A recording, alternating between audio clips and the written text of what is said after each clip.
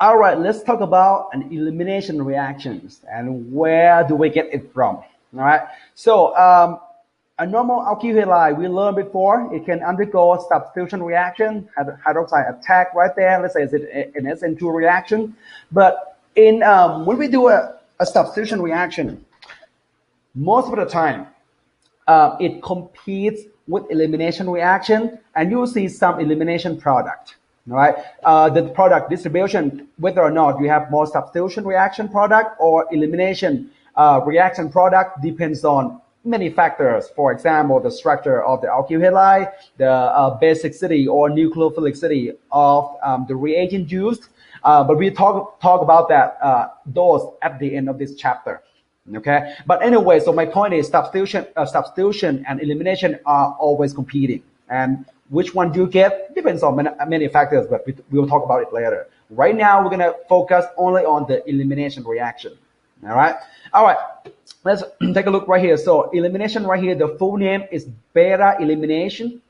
Why do we call it beta? Because we eliminate two atoms. One is a beta hydrogen, right? Beta means it's beta position of the functional group. This is the functional group. The first position is alpha. The second position of the functional group is beta. So we have two beta right here, all right? So we have alpha, we have beta. We at a base eliminate hydrogen at beta position and the leaving group. Okay, so to do and that's why we call beta elimination. And there are two proposed mechanisms. One of them, I'll take a look. So we have deprotonation, or we taking away electrons, or abstract proton. That's the word they use, or take away the proton. And the electrons, the two electrons right here from the double bond. And this carbon gonna be over octet. So nope, can't do that. So these two electrons right here of the functional group or the leaving group goes up to the leaving group. All right, from the double bond in the middle right there. Okay, so this happened in the same step, in one step, right? So we have deprotonation from double bond, leaving group leaves, we get the alkene.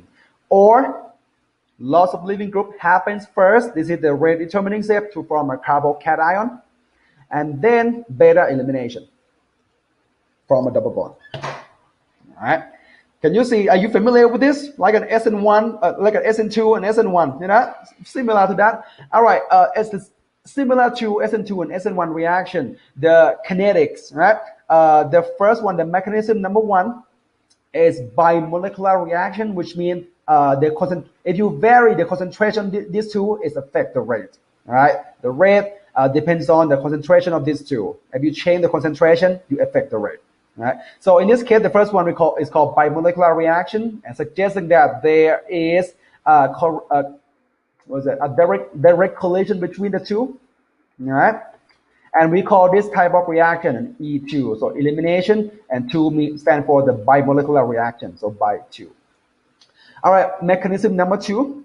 So loss of leaving group first, which means that this is the rate determining step, the carbocation formation. All right. So the first step is a rate determining step, and the base has nothing to do with the first step.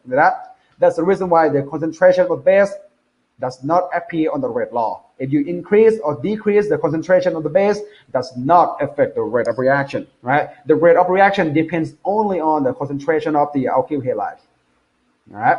So we call this type of reaction just like an SN1, unique molecular reaction, and we call this mechanism an E1 mechanism.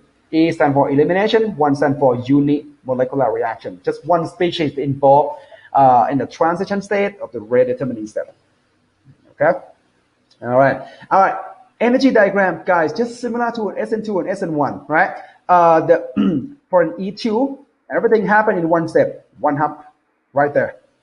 In E1, the core steps are carbocation formation, and then elimination. That's why you see 2 hump right there. The first step is carbocation formation, just like an SN1. And it's different from SN1, just the second step there, so elimination. All right. In E2, everything happened in one step, we call concerted reaction. In an E1, there are multiple steps, at least 2. There might be deprotonation before and after, maybe rearrangement in between, but we call those stepwise. It's not one step reaction. All right. Everything happened in many steps. Okay, let's take a look at the next video. Let's join some E2 mechanism together.